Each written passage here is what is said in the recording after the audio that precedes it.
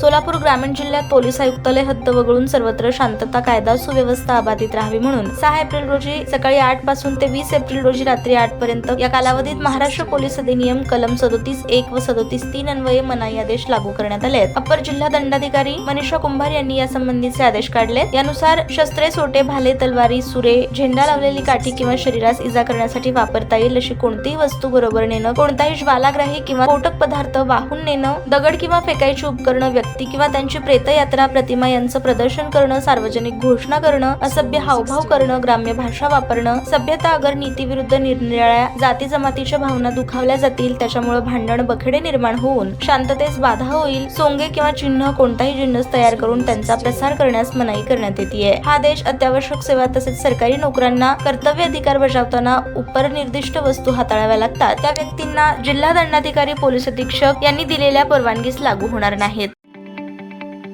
ताज्या बातम्या पाहण्यासाठी प्राईम महाराष्ट्र न्यूज चॅनलला सबस्क्राईब करा।